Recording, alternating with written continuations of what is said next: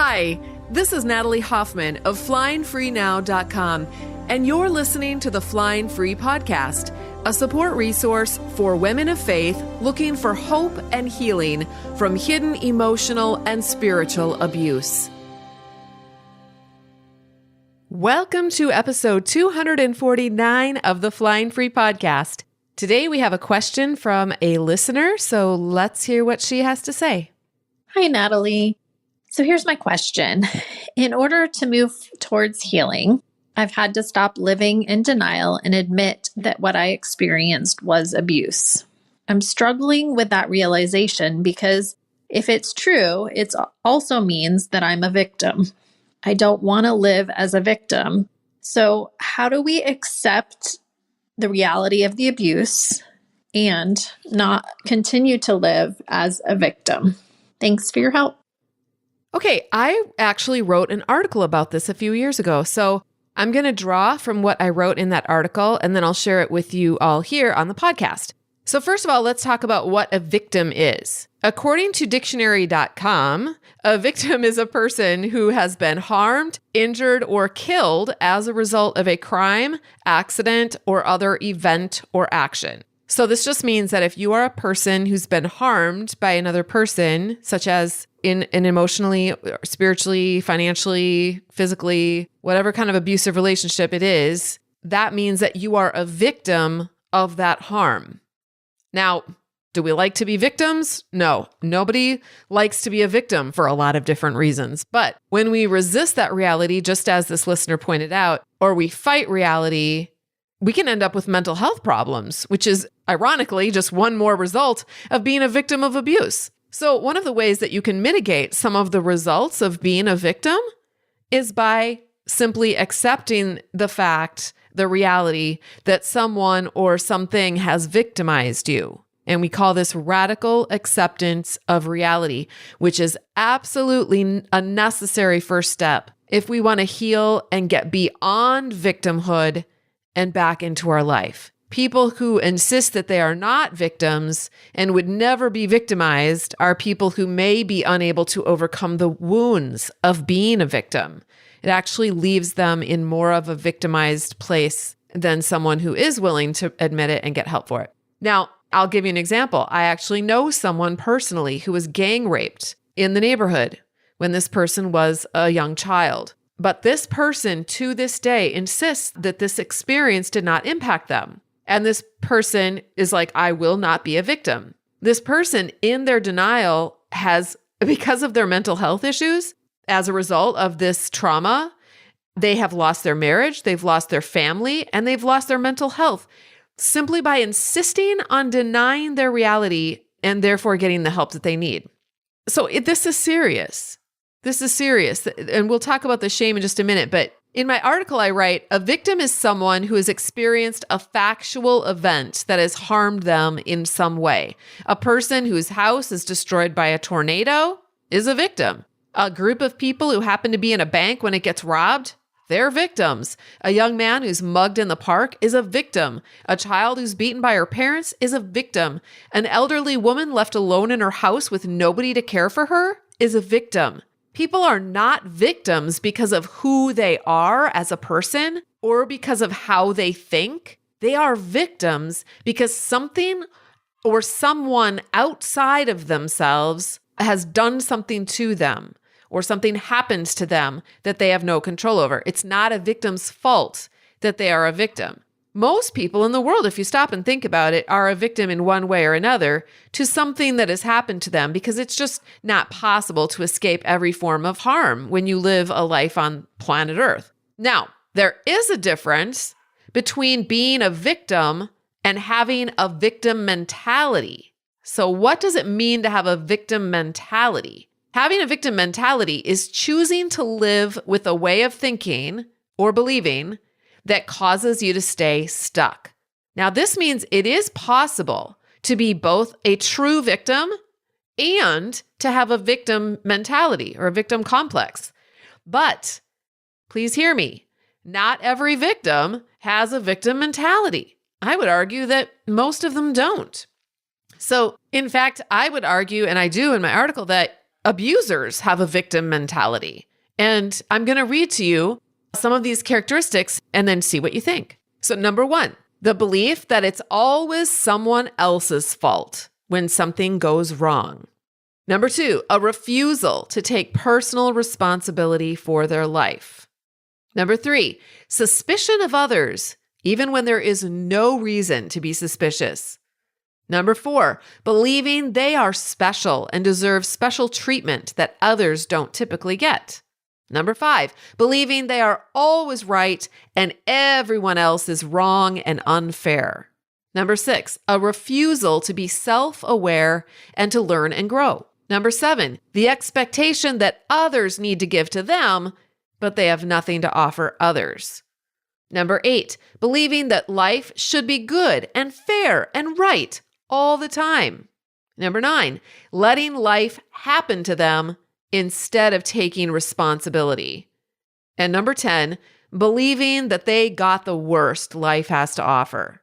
Someone with a victim mentality refuses to exercise their own personal power because that would require change, and change requires effort and pain. It's easier to say that it's someone else's fault and it's out of their control. Okay? Now, if you think about, a lot of you guys have an abuser that you're living with, an emotional abuser, a spiritual abuser of some kind. If you think about it, this list applies to them.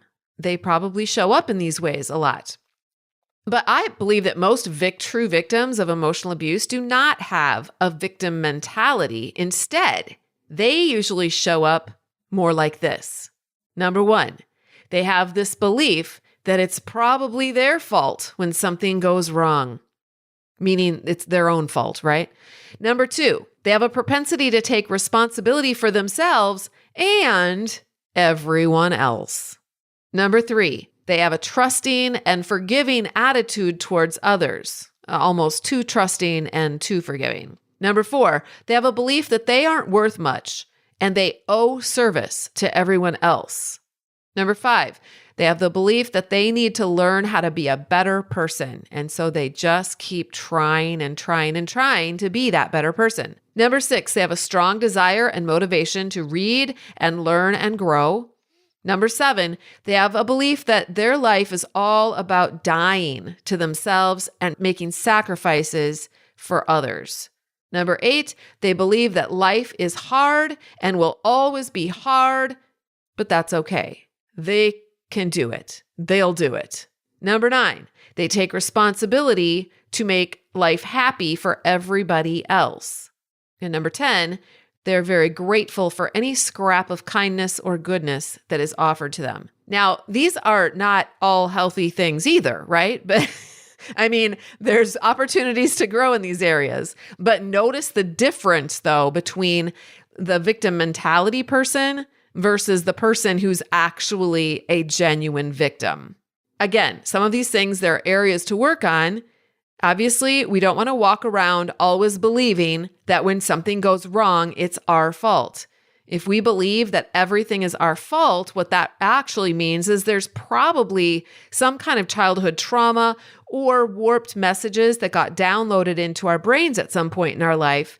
And the amazing thing is that now that we are adults, we can actually rewire some of those messages and change our lives. And this is really the main thing that we do inside of the Flying Free program. If this is work you want to do, I encourage you to learn more about this affordable support and education program by going to joinflyingfree.com. Is this content resonating with you? I've written a book for women of faith in destructive relationships called Is It Me? Making Sense of Your Confusing Marriage, a Christian woman's guide to hidden emotional and spiritual abuse.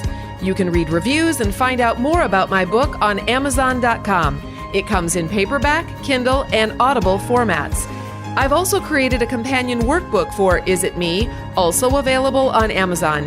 This workbook is like 11 power-packed therapy sessions to help you process through the important material you'll be learning from my book.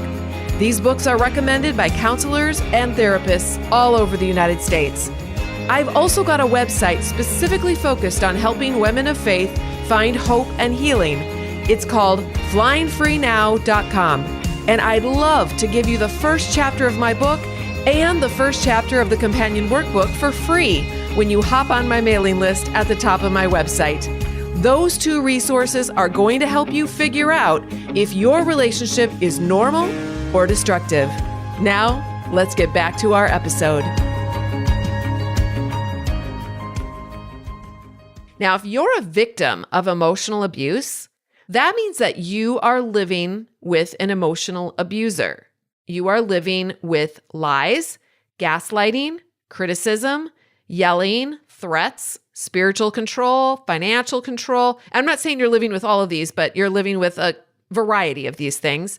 Limited resources, limited exposure to the outside world, dirty looks, the silent treatment, snarls, passive-aggressive manipulation, guilt tripping, blame, and shame. And when you're living with this kind of treatment, it makes it more challenging for you to do this kind of rewiring work that we do inside of Flying Free. It's kind of like hiring an electrician to come over and fix your electrical wiring, but every night when you go to bed, someone goes around and reconnects things in the wrong way again. This is a reality for many women. Now, it does not mean that the rewiring can't be done. It just means the process is going to take more intentionality and effort and time because you have someone living with you that's sabotaging the process each day. Now, sometimes women tell me that they don't see themselves as a victim, just like this listener said. Maybe they don't want to be a victim because that sounds weak and shameful. But I would just like to challenge you to think about, is it really a shameful thing to be a victim? Is it an elderly woman's fault, and should she be ashamed of herself if she gets mugged in the park? Is it a child's fault if he gets trafficked? Is it a man's fault if a drunk driver hits his bike and paralyzes him? Should these people feel shame for being victimized? Is it your fault that you unknowingly married an abusive partner and then tried to make the best of it? What if your daughter did? Would that be her fault? You guys, bad things happen. Sometimes because we were in the wrong place at the wrong time. Sometimes because someone decided to be cruel. Sometimes because nature took over and caused destruction. Sometimes because we just made an innocent mistake. I agree that I would rather think of myself as this strong, empowered survivor than a victim. But that's just because of how we have framed what those things mean, how we have bought into this idea of what a victim is. But think about this. You can't be a survivor if you haven't survived anything. So the first step to being a survivor is acknowledging that you were victimized in some way. And there is no shame in that.